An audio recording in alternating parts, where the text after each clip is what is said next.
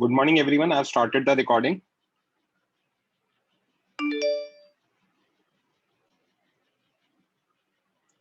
Last lecture में किसी बच्चे को कोई डाउट हो तो रेज हैंड कर दो बच्चों।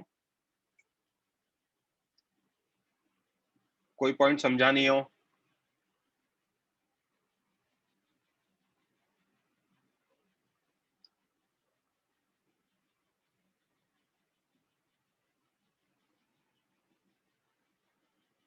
ओके, कहां तक हो गया था लास्ट लेक्चर में?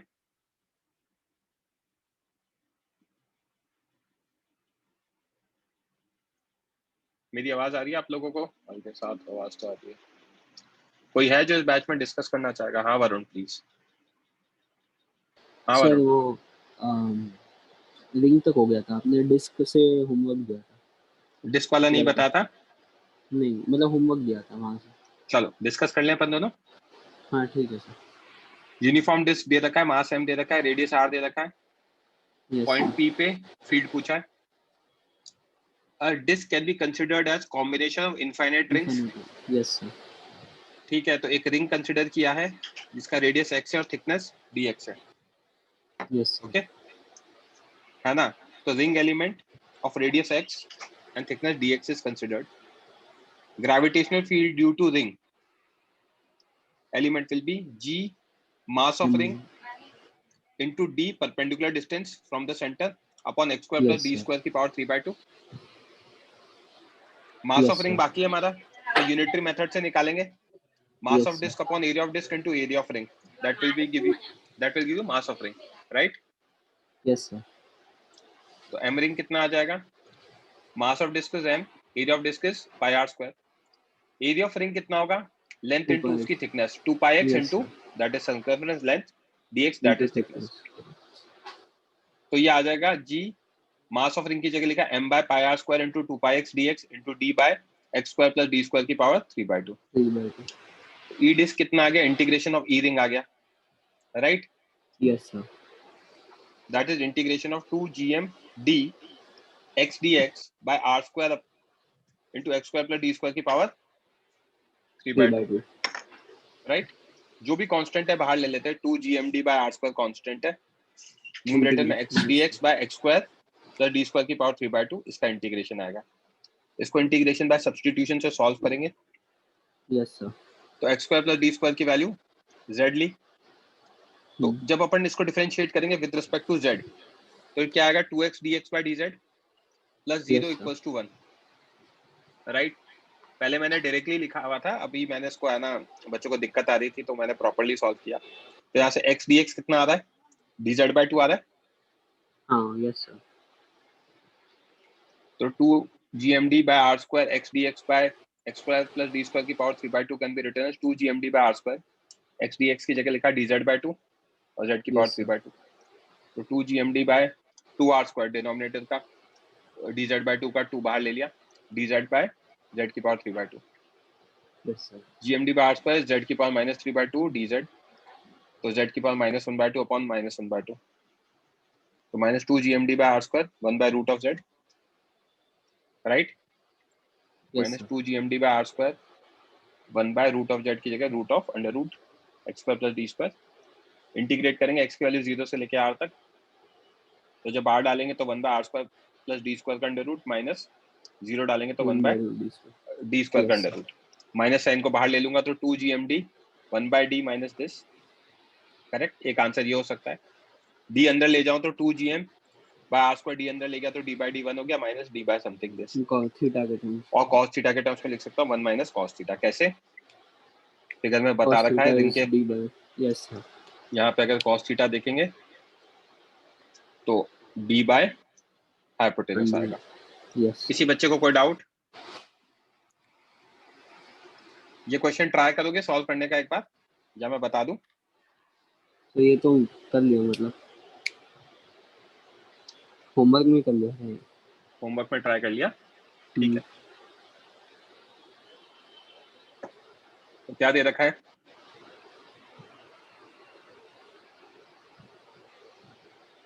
ना एक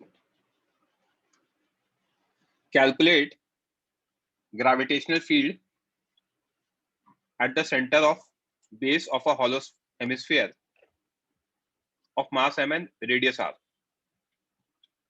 Assume base of hemisphere to be open. Hemisphere के सेंटर पे निकालना है, राइट? वरुण माइक ऑन कर लो। लिखने का टाइम नहीं दोगे यार? आप माइक ऑन करो। नीतीश, कहां तक लिख रखा है मुझे नहीं पता आपने। रेज हैंड करो। मैं यार पहले ही नोट्स दे रहा हूँ इसीलिए। वरुण? यस, सॉरी सर, पीछे बैकग्राउंड में आ गया था। कोई बात नहीं। ये नीतीश रेज हैंड करो, मैं डिस्कस करना चाहता हूँ। कहां तक लिखा था उस दिन हमने? सर रिंग तक। रिंग तक लिखा था। हाँ, वो रिंग हाँ। का ग्रेविटेशन फील्ड निकाल दिया था। सर मुझे लास्ट सम नहीं समझ में आया था, तो अब भी समझा मुझे। ठीक है, तो आप क्या चाहते हो? सर ठीक है, मैं बाद में कॉपी कर लूंगा। ठीक है, नहीं मतलब मुझे कम्युनिकेट करोगे, उसके अकॉर्डिंग मैं काम करूंगा। जी सर।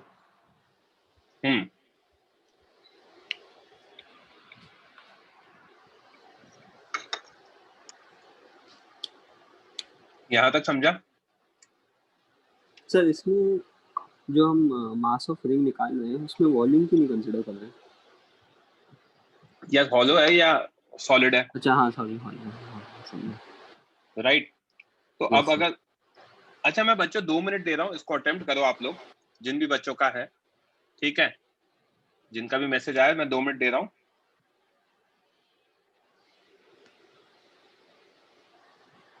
सर माइक ऑफ कर दी? हाँ।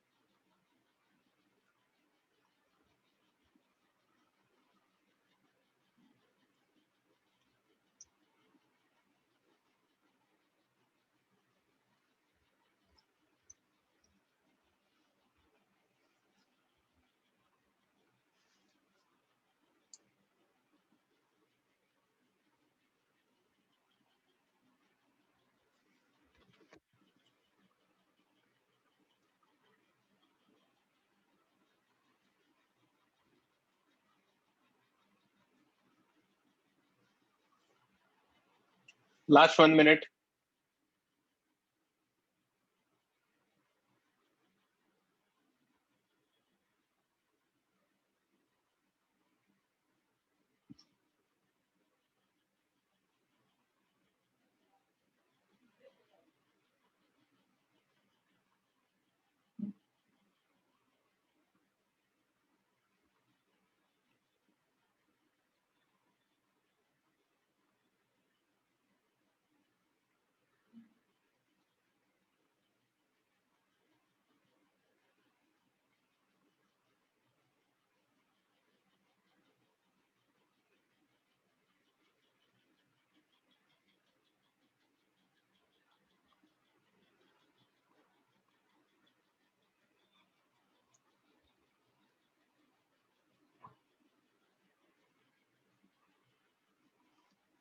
ओके वरुण, माइक ऑन करो, रिजन करो राधा का। यस हाँ क्योंकि हॉलो है तो हम क्या लेंगे, रिंग ले लेंगे बाउंड्री पे जिसकी थिकनेस आर डी थीटा ले ली, यस सर राइट। ये रेडियस आर लिया है तो रिंग का रेडियस आर साइन थीटा हो जाएगा, हाँ यस करेक्ट। थीटा एंगल पे लिया है, डी थीटा थिकनेस। तो मास ऑफ रिंग डीएम अगर होता है तो mass of hollow sphere upon area of hollow sphere multiplied by area of ring, yes correct. Sir तो अगर हम यहाँ देखते हैं तो डीएम कितना आएगा, m by 2 pi are square into area that is 2 pi into radius of ring R sine theta circumference multiplied by thickness R D theta, yes sir right. तो डीएम कितना आ गया, m इंटू sine theta D theta, right. E ring कितना हो जाएगा, b cos theta toward centre. क्यों, मैंने पढ़ाया था जब रिंग लेते हैं और यहाँ पे कोई पॉइंट होता है तो फील्ड इधर ही आते हैं, d E cos theta. Yes sir sine theta वाले तो एक दूसरे को कैंसिल हो जाता है। कैंसिल कर देते, राइट। यस सर तो हमने वही लिया, कितना आएगा, डी cos थीटा आएगा हाँ yes sir toward centre, D की value G M ring by are square, जहाँ पे डिस्टेंस देखते हैं ना रिंग का यहाँ से, यस सर हाइपोटेनस का स्क्वायर छोटा एलिमेंट लेके, राइट। यस सर तो G M ring by are square into cos theta, cos theta m sine theta D theta cos theta by are square, right. तो ये कितना आ जाएगा, G M by are square integration sine theta cos theta D theta, right. Yes sir तो ये कितना आ गया, अगर अपन देखेंगे तो साइन थीटा को पी लिया तो cos theta D theta DP आ गया, तो G M by are square sine theta cos theta D theta में G M by are square P DP, PDP का इंटीग्रेशन पी स्क्वायर बाय, बोलो। इसको मतलब sin 2 थीटा में कन्वर्ट कर सकते। सिंपल है ना, डायरेक्टली कर दो, पी स्क्वायर बाय 2 आ गया तो साइन स्क्वायर थीटा बाय 2 आ गया, कैसे भी कर सकते हो, साइन 2 थीटा भी कर सकते हो, ये भी कर सकते हो, राइट। यस सर तो G M by 2 r square sine square theta और थीटा की वैल्यू सब्स्टिट्यूट करेंगे 0 से लेके पाई बाय 2 तक।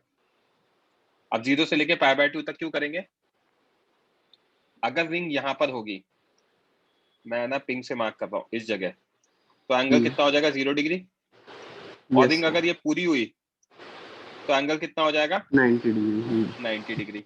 ऐसा नहीं कि सर नीचे वाला का रिंग है तो रिंग में आपको एंगल दिखेगा ही सही, ये एंगल एक ही होगा, right. Yes sir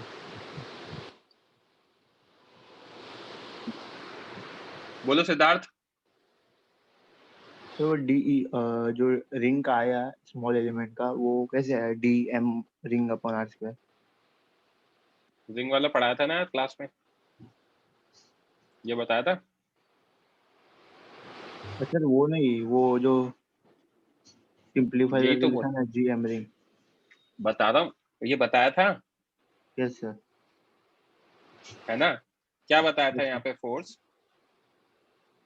GM by are square ही था into cos theta,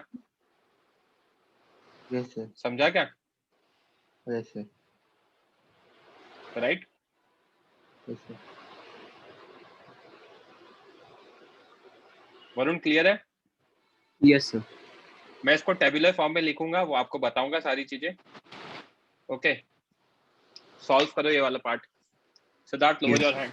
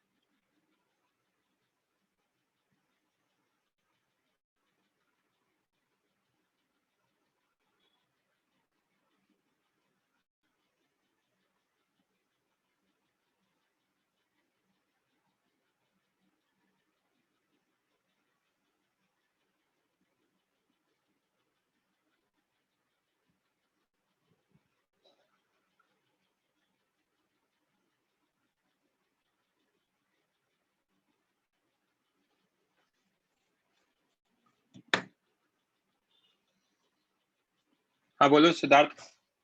yes sir. Sir आपने जो बोला वो तो डीएफ था, मैं डी पूछ रहा हूँ। बच्चे डीएफ और डीई सेम ही था, वहां पे 1 kg ऑब्जेक्ट लिया था ना, यस सर। तो 1 kg ऑब्जेक्ट के लिए जो फोर्स होता है वही तो फील्ड होती है। Yes sir. सर वो नहीं समझ रहा मुझे, जीएम तो कैसे आया?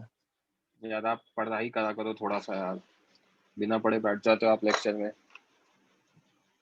ये लिखा फोर्स, ये डीएफ लिखा। डीएफ क्या होता है? जी m1 m2, m1 की जगह डीएम और m2 की जगह 1 kg, right? Yes sir. By are square, denominator में डिस्टेंस का स्क्वायर, करेक्ट? Yes sir. अब डिस्टेंस का स्क्वायर देखेंगे तो यहां से डिस्टेंस कितना आएगा डीएम के लिए? हाइपोटेनस आएगा। Yes sir. हाइपोटेनस कितना होगा? D square plus r square का अंडर रूट होगा, सॉरी sir. यहाँ छोड़ो, ये अंडर रूट उसका whole square, correct? Yes sir. ये लिखा है मल्टीप्लाइड बाय कॉस थीटा, समझा? तो डायरेक्ट मतलब क्यों नहीं डाला है फॉर्मूला? कौन सा फॉर्मूला? रिंग वाला ये है? Yes sir. एक एक मिनट, है ना, यहाँ पे रेडियस जो है उसका रिंग का जो रेडियस है वो वेरिएबल है ना, यस सर। इसलिए नहीं डाला, समझा? Okay sir. Yes sir.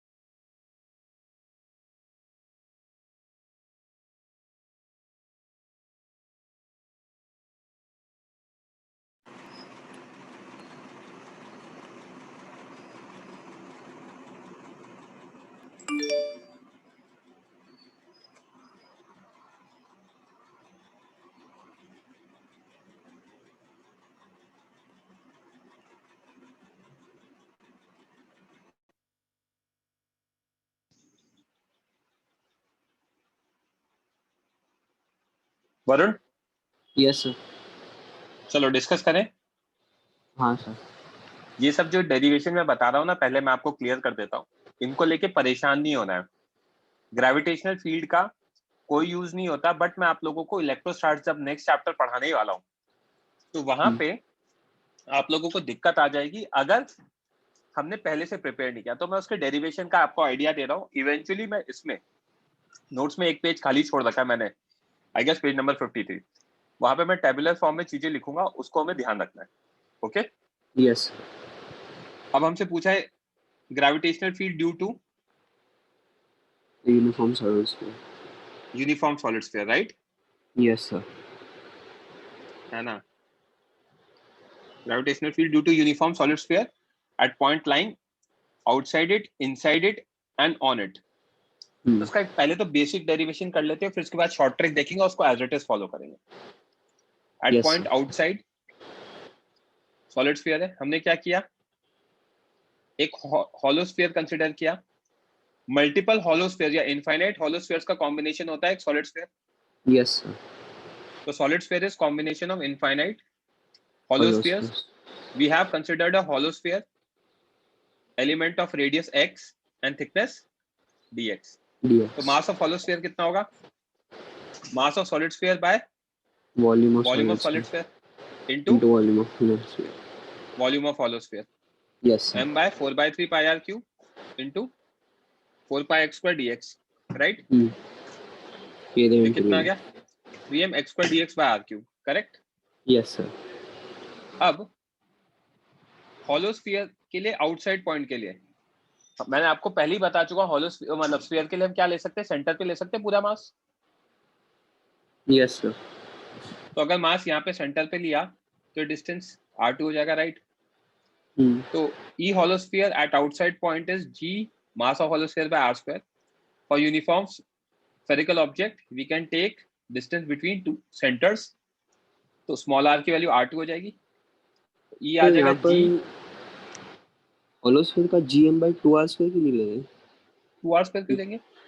वो मतलब प्रीवियस क्वेश्चन में हेमिस्फीयर था बच्चे वो,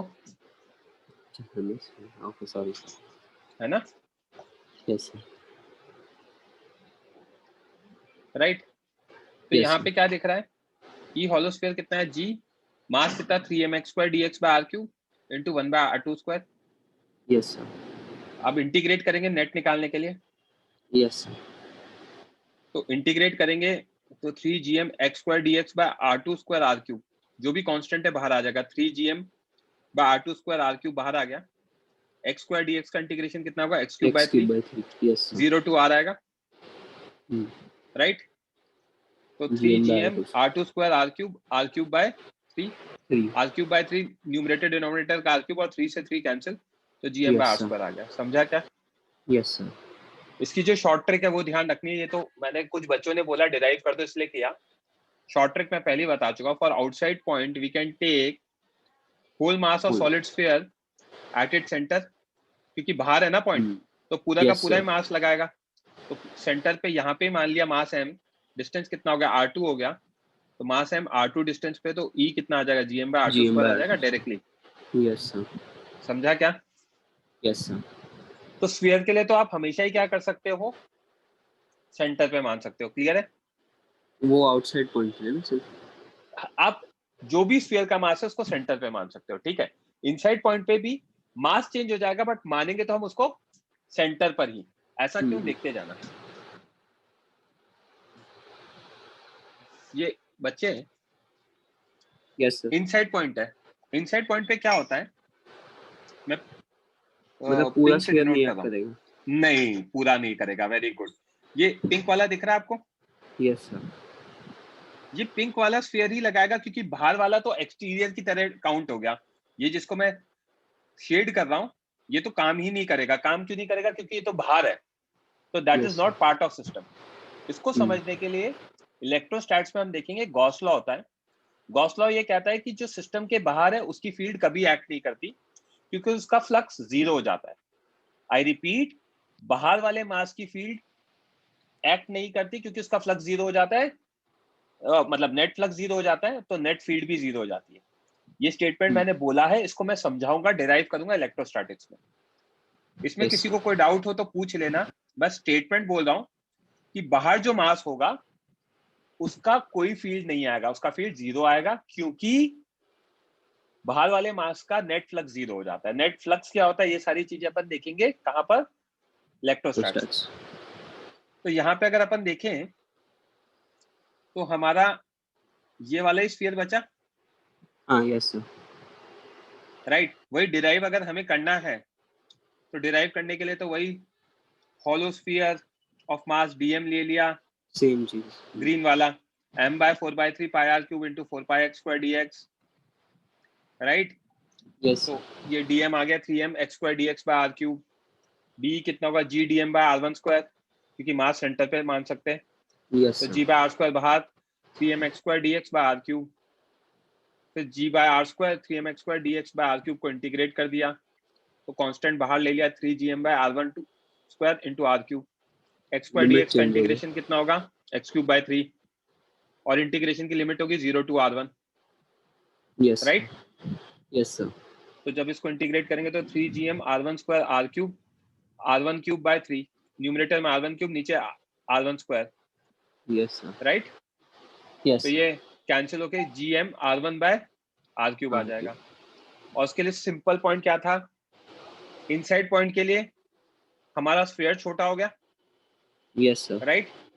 solid sphere of radius r1 हो गया, इसका मास निकाल लो, m/4/3 pi r³ into 4/3 pi r1³, तो m r1³ by r³ आ गया। Yes sir. मास तो पूरा सेंटर पे ही मान सकते हैं। Yes sir. तो gm dash by r square r1 square g by r1 square m dash की value m r1 cube by r cube, तो वही आ गया gm r1 by r cube. समझा क्या? Yes sir. Okay. Yes sir. Similarly for point lying on it surface, है ना, surface पे अगर लाई करेगा पॉइंट सी तो पर, आर डिस्टेंस हाँ। तो gm बाय r स्क्वायर, क्योंकि टोटल डिस्टेंस है, टोटल मास को हम सेंटर पे मान सकते हैं। तो हम हमेशा मास को सेंटर पे मान सकते हैं, बस ये देखना है कि मास इनसाइड क्या है। Okay, yes sir. कोई डाउट? No sir. है ना?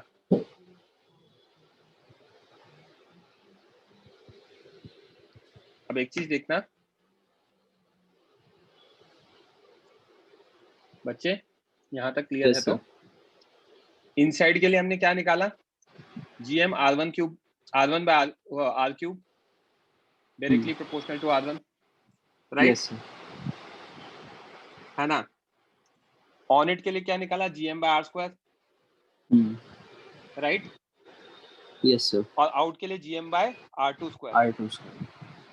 तो आउटसाइड के लिए तो inversely proportional to square of distance आ गया। Yes sir. इनसाइड के लिए डायरेक्टली प्रोपोर्शनल टू डिस्टेंस आ गया फ्रॉम सेंटर।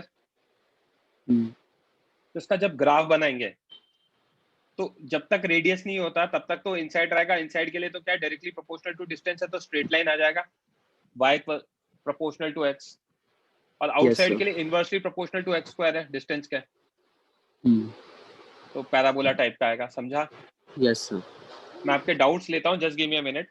तो हमें क्या ध्यान रखना है, in case of uniform sphere, hollow हो या सॉलिड हो, कोई भी हो, we can consider its mass at its centre. Hollow हो सॉलिड हो, पूरा का पूरा मास सेंटर पे मार सकते हैं व्हाइल कैलकुलेटिंग ग्रेविटेशन फोर्स या फिर ग्रेविटेशन। बट जब इनसाइड पॉइंट है, तो बस इतना सा ध्यान रखना है radius that inside any inside point is only due to mass inside. Any mass yes sir. outside the point radius will not contribute to gravitational field. समझा क्या? Yes sir. क्लियर है क्या? अब किसी को कोई डाउट है तो पूछ लो। सिद्धार्थ, बिंदास पूछो, कोई दिक्कत नहीं है। मैंने डाटा था तो ऐसा नहीं कि आप डाउट नहीं पूछो, बिंदास पूछो डाउट, कोई दिक्कत है तो। क्या ध्यान रखना है, स्फीयर में हमेशा मास सेंटर पे मान सकते हैं।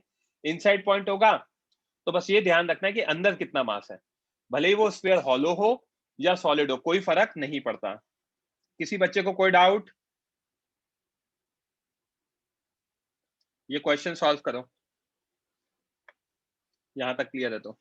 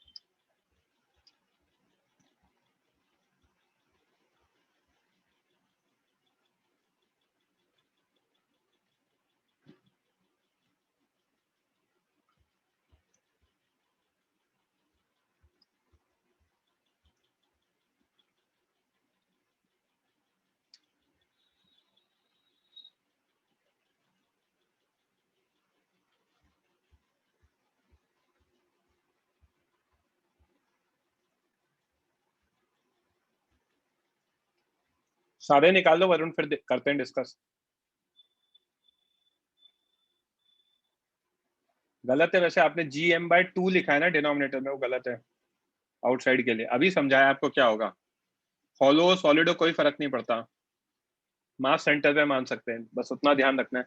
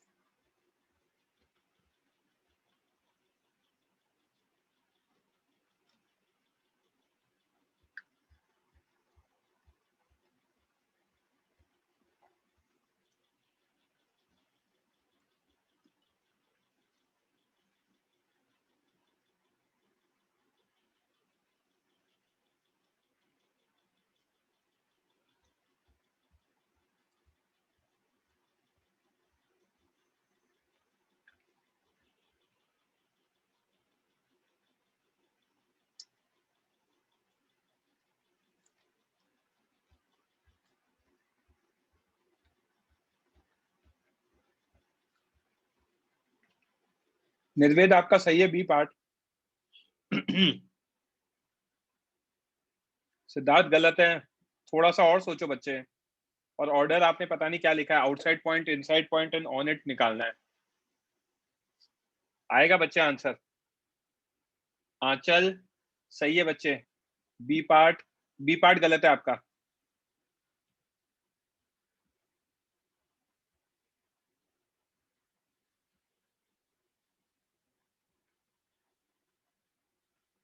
आंचल आपने, अच्छा बी पार्ट आपने दिया ही नहीं है, सॉरी। आंचल आपका ए और सी सही है, प्रशांत आपका बी गलत है।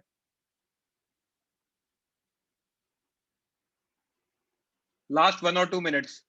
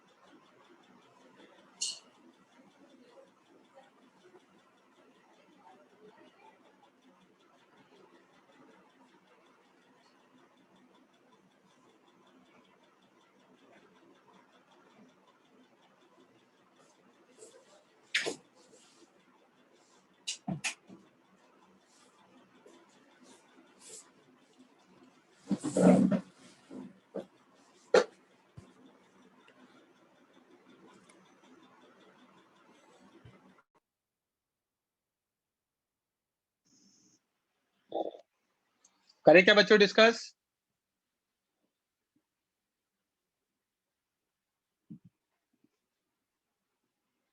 ओके वरुण, माइक ऑन करो।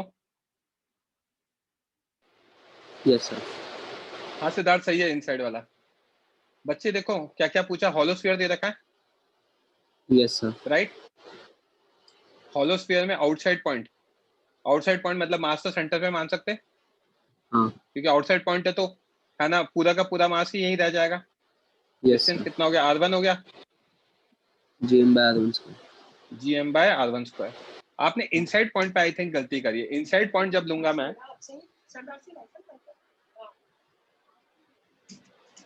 r2, right. Yes sir. तो क्या होगा, मास तो होगा ही नहीं, अंदर हॉलो है। इसके अंदर मास देखेंगे इनसाइड पॉइंट के लिए, यस सर, नो मास। नो मास। तो इनसाइड 0 आ पॉइंट के लिए जाएगा। क्या, yes sir. for point B inside it EB will be 0 because for inside point we consider mass inside the point and it will be 0 as sphere is hollow. Yes sir. For point C पूरा का पूरा मास ले लेंगे gm/r square. Centre पे, तो कितना आ गया gm/r स्क्वायर। किसी बच्चे को कोई दिक्कत, कोई डाउट? तो यहाँ पे अपन टेबल बना लें, यस सर। राइट, है ना।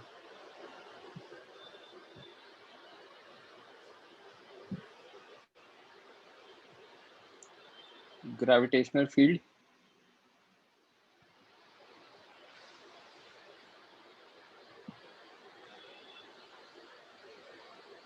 फील्ड तो अपन आखिरी कॉलम में रखते हैं और पहले लिखते हैं अपन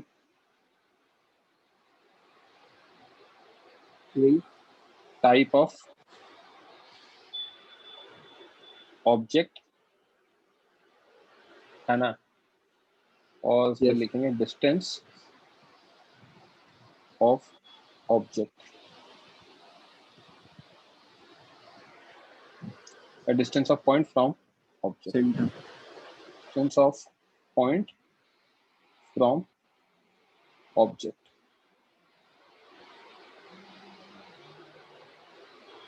ओके, तो अब यस सर। एस नंबर,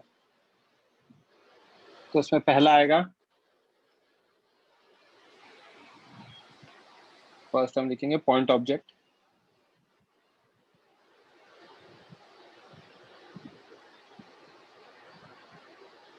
है ना। ये यस पॉइंट ऑब्जेक्ट है मास m का, ये पॉइंट P है और ये डिस्टेंस हमें दे रखा है r। तो कितना आ जाएगा?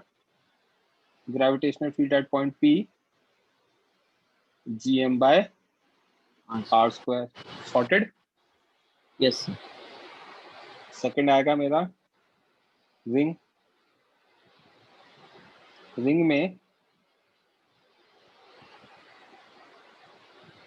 ये रिंग हो गई, यस ये पॉइंट P हो गया, राइट। इसका रेडियस r है, ये डिस्टेंस d है, राइट। Yes sir. तो gravitational field at point P कितना आएगा? GMD by R square plus GMD D by by R square r plus square D plus square raised to 3/2 power 3/2 3/2, right. Yes sir. है ना, magnitude की बात कर रहे हैं।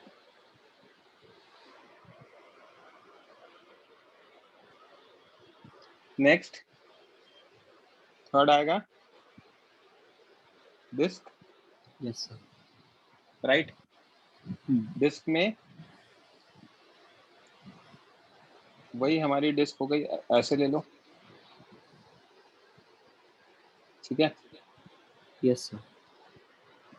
ये डिस्टेंस d हो गया, ये रेडियस r हो गया, ये पॉइंट P हो गया। तो gravitational field at point P कितना आएगा? GM by R square into 1 minus cos theta GM by r square into 1 minus cos theta।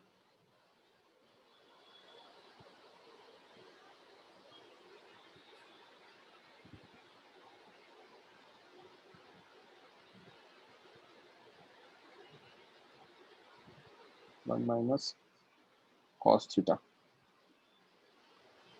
Right. जहाँ Yes, पे sir. Cos theta is equal to what? D by under root R square D plus by D square. Under root r square plus d square, correct. Yes, sir.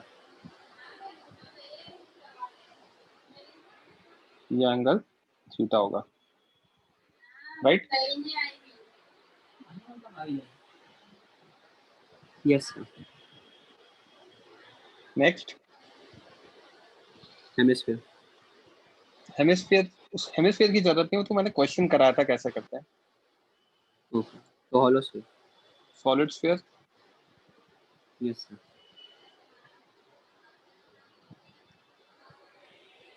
Solid sphere में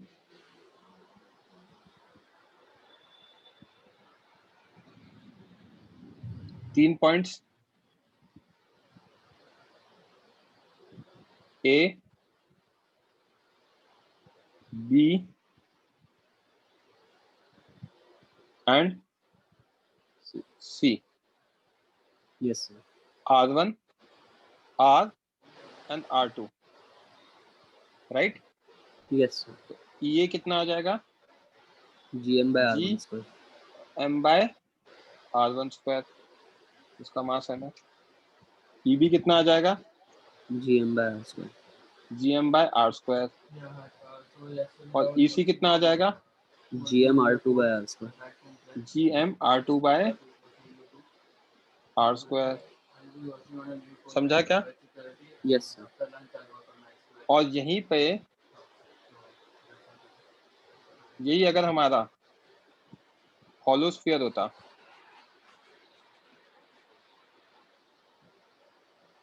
तो ये आ जाता GM by R square. GM by R1 square. R1 square. EB आ जाता GM by R square. GM by R square. और EC आ जाता 0. 0। समझा क्या? Yes, sir. किसी बच्चे को कोई डाउट? डेरिवेशन कोई इंपॉर्टेंट नहीं है, ये ध्यान रखना है कैसे क्या किया है, बट डेरिवेशन ये इंपॉर्टेंट है कि यार आगे चल के अगर कुछ अच्छे क्वेश्चन सॉल्व करने हैं तो हमें पता होना चाहिए चीजें। Is this clear to everyone? Yes, sir. किसी बच्चे को कोई डाउट? ओके, यहाँ तक क्लियर है बच्चे? Yes sir. अब हम देखेंगे variation of acceleration due to gravity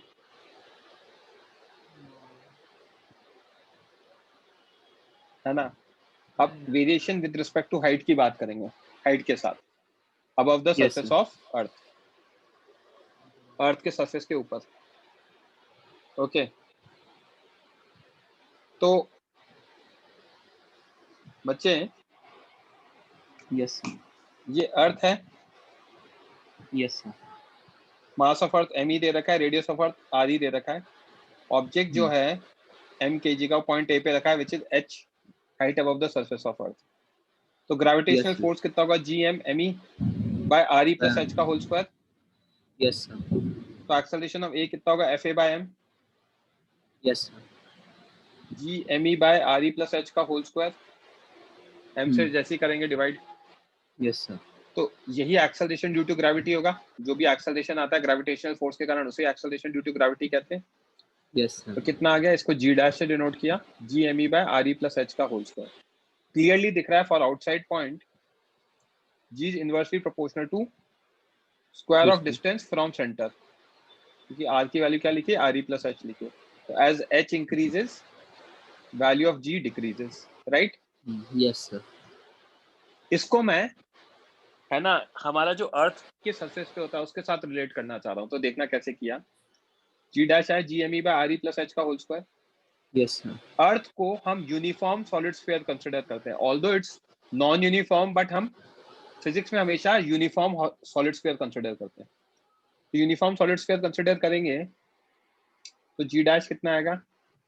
g me bye re plus h का whole whole square.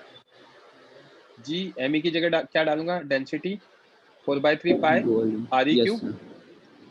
re common लिया तो बाहर स्क्वायर आ जाएगा, re स्क्वायर, क्योंकि यहाँ पावर में 2 था। Yes re square 1 plus h by re का होल स्क्वायर। यस नीचे सर। re स्क्वायर न्यूमरेटर में re क्यूब, तो क्या बचेगा? 4/3 पाई रो g re, और डिनोमिनेटर में 1 प्लस h बाय re की पावर 2 था, तो न्यूमरेटर में आया तो पावर -2 हो गया। Yes sir. अगर h re से छोटा है, नॉट ऑलवेज, 100 मीटर चला गया, है ना, 500 मीटर ऊपर चला गया, बट रेडियस ऑफ अर्थ तो 6400 किलोमीटर होता है। तो हाँ, अगर yes, h sir. re से छोटा है तो 1 will be much greater than h by re। Yes, sir. 1 h by re से बहुत बड़ा होगा। Hence we can use binomial approximation. Binomial approximation आपने पढ़ा होगा। 1 plus Yes, x sir. raised to power n कितना होता है? 1 plus nx होता है। Yes, sir. If 1 is much greater than X. x, तो g डैश कितना आ जाएगा बच्चे? 4/3 pi rho g 1 re, minus 2h by r. 1 minus 2h by re। 1 minus 2h by re क्यों? इस फॉर्मूले में 1 plus nx डाला तो n की वैल्यू कितनी है? -2 है, Minus 2. Yes, sir. तो -2h by re आ जाएगा। Yes, sir. करेक्ट? ये समझा? तो g डैश आ गया g into 1 minus 2h by re। g into क्यों आया? क्योंकि स्मॉल g क्या होता है? g me by re square होता है। मास ऑफ अर्थ Yes, को sir. रिप्लेस करेंगे तो 4/3 pi re cube into 2 by re square. तो ये कैंसिल होके क्या बचेगा? 4/3 पाई रो g re, जिसको मैंने क्या सब्स्टिट्यूट किया? हमारा small g। G. Yes, sir. समझा? तो ये Yes, होगा sir. बाइनोमियल अप्रोक्सीमेशन वाला, और ये जनरल ध्यान रखना ही है। क्लियर है?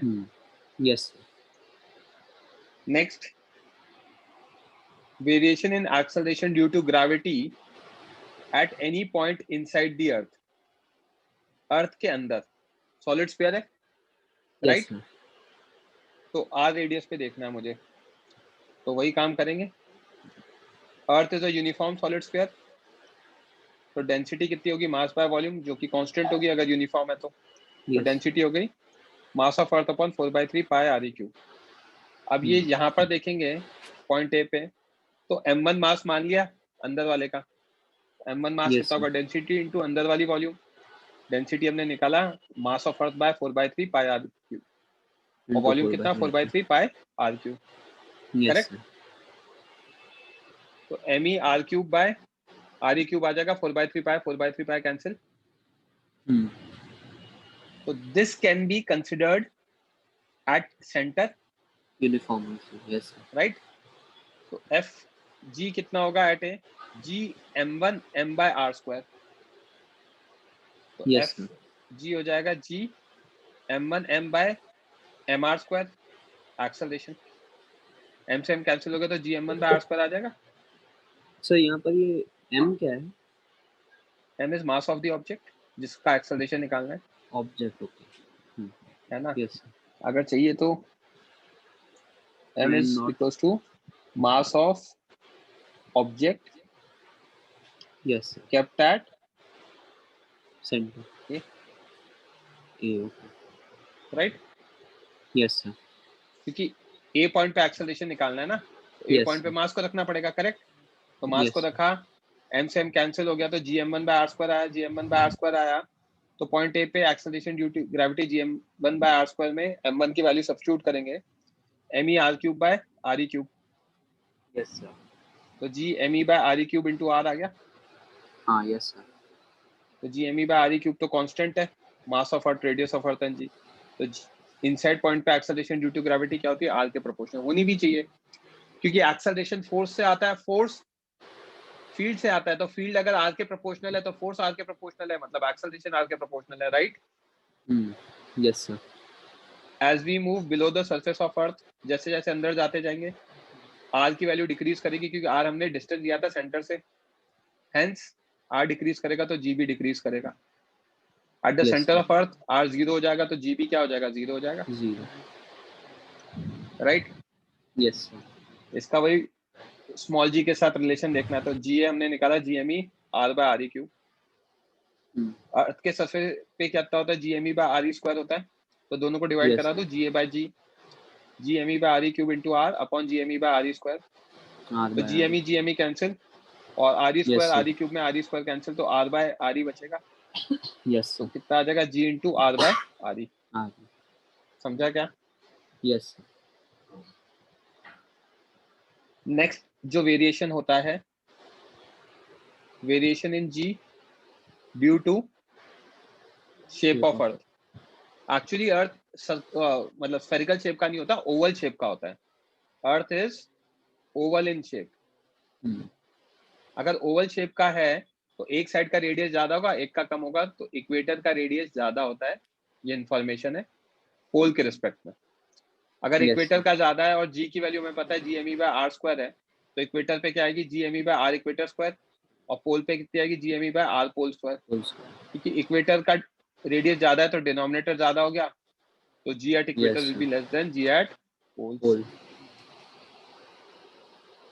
कोई डाउट किसी को। No, sir. ये बहुत बेसिक बेसिक चीजें मैं आज आपको ये बता रहा हूँ सारी चीजें, और इसके बाद मैं आप इसी के ऊपर एक डीपीपी दे दूंगा आपको एज अ होमवर्क, ठीक है। और जल्दी हो गया तो मैं जल्दी छोड़ दूंगा ताकि आपको नोट्स लिखने का टाइम मिल जाए, okay. Yes, sir. Next heading is effect of rotation of earth about its axis on acceleration due to gravity. Basically earth अपनी एक्सिस के अबाउट रोटेट करता है, Yes, sir. 24 घंटे में एक बार रोटेशन हो जाता है, राइट। Yes, sir. तो 24 घंटे में जब रोटेट कर रहा होता है तो उससे जी की वैल्यू चेंज होती है। कैसे चेंज होती है वो समझा रहा हूँ। ये अर्थ की एक्सिस है जिसके अबाउट वो रोटेट कर रहा है ओमेगा से, Yes. राइट। ये सेंटर ओ है, ये जो लाइन है ये इक्वेटर वाली लाइन है, ठीक है। Yes, sir. अब इक्वेटर वाली लाइन के रिस्पेक्ट में एक पॉइंट ए जहां पे निकालना है, जिसको कंसिडर किया है, दोनों के बीच में एंगल कितना लिया है, फाई लिया। Yes, sir. ओ ए की वैल्यू कितनी है, radius of earth R E, R. ठीक है। ये पॉइंट ए है। अब जब अर्थ घूमेगा तो पॉइंट ए अपने जगह सर्कुलर मोशन करेगा, Yes, sir. ये सर्कुलर मोशन करेगा, करेक्ट Yes, sir. है ना। अब ये सर्कुलर मोशन करेगा तो क्या होगा, आप पे सेंट्रीपिटल या फिर सेंट्रीफ्यूगल फोर्स लगेगा। Yes, sir. डिपेंड करता है कि आप है ना वो But, कौन सा मोशन लेते हो, इनर्शियल फ्रेम या non inertial frame, right. yes, sir. तो अगर मैं देखूंगा मैंने नॉन इनर्शियल फ्रेम लिया है, तो सर्कुलर मोशन हो रहा है तो मुझ पे बाहर की तरफ सेंट्रीफ्यूगल फोर्स लगा। Yes, sir. अच्छा, ये एंगल फाई था तो ये ऑल्टरनेट एंगल से CAO भी फाई हो जाएगा। हाँ यस सर। और अगर CAO फाई है तो ये वर्टिकली ऑपोजिट से ये भी फाई हो जाएगा, बाहर वाला एंगल। Yes sir. तो बाहर वाला अगर फाई हो गया, यहाँ सेंट्रीफ्यूगल लग रहा है, तो बाहर की side F centrifugal cos phi लगेगा। Yes sir. F centrifugal cos phi है। पॉइंट ए पे अंदर क्या लगेगा, F ग्रेविटेशन, और दोनों का Yes, नेट sir. इफेक्ट आएगा एक्सेलरेशन ड्यू टू ग्रेविटी जो भी है। Yes sir.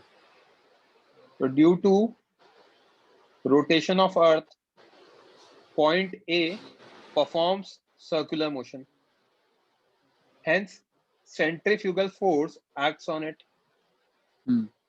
We have considered non-inertial frame.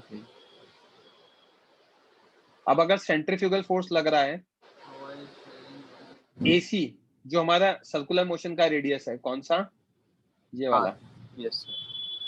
इसकी वैल्यू आ रही है, निकालनी पड़ेगी, निकाल सकता हूँ। ये एंगल फाई है, यस।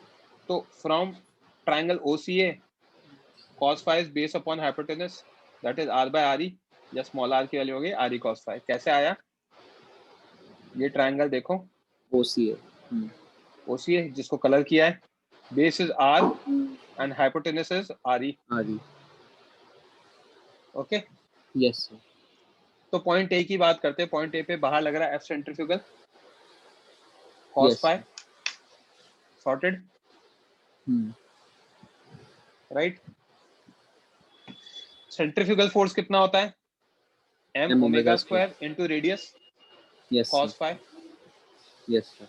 अंदर क्या लगेगा, gravitational force gm me by re square. Normal reaction नहीं दिया, इंटरनल फोर्स मान लिया। ओके यस है ना, वैसे इसको लिखने की जरूरत नहीं होनी चाहिए, ठीक है। तो ए पॉइंट पर एक्सेलरेशन अंदर आएगा। Yes sir. Acceleration is F net by m, Fg minus F centrifugal cos phi by m, mass of object। Yes. तो gravitational force gm me by re square minus m omega square r cos phi upon small m। Numerator से small m common लिया तो gm by re square minus omega square small r cos phi by m। Numerator denominator का m cancel हुआ। Yes sir. तो a कितना आ गया, g me by re square minus omega square small r cos phi। Yes sir. ये g आ गया, yes sir. Minus omega square small r की जगह क्या डालूंगा, re cos phi into cos phi। Yes sir. तो g minus omega square re cos phi into cos phi कितना आएगा, cos square phi। Yes sir. तो due to rotation आ गया g minus omega square re cos square phi, sorted. Yes sir. अब phi angle कहाँ से लिया था हमने, इक्वेटर से लिया था। Yes sir. इक्वेटर पे phi की वैल्यू कितनी हो जाएगी, 0। Yes sir.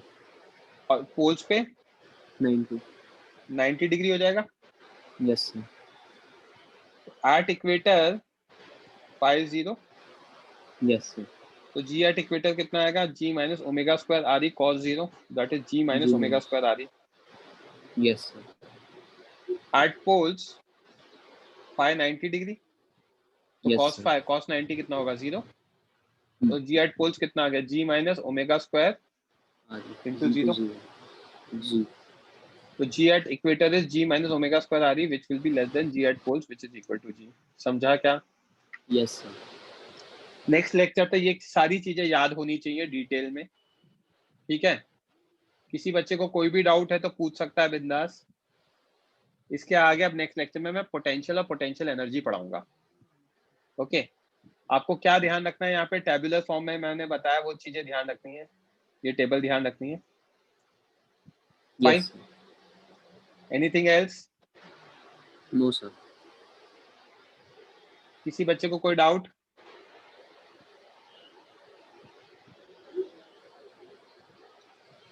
यहाँ तक क्लियर है? Fine, so you guys can leave now, ठीक है।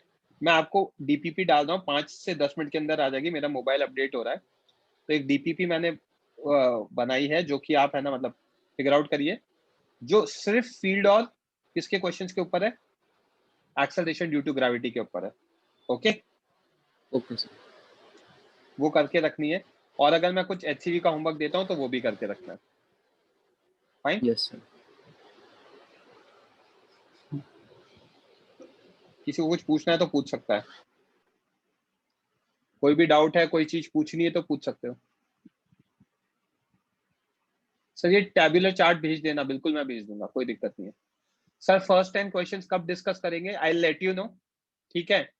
अभी इस वीकेंड पे डिस्कस करेंगे आंचल। अच्छा कुछ अभी आप लोगों का इंटीग्रेशन नहीं हुआ है तो कुछ और इंटीग्रेशन के फॉर्मूलाज लिखूंगा, वो लिख के भेजूंगा, तो वो भी याद करने हैं। नेक्स्ट लेक्चर में अपन डिस्कस कर लेंगे। किसी को कोई और डाउट, कोई और पॉइंट डिस्कस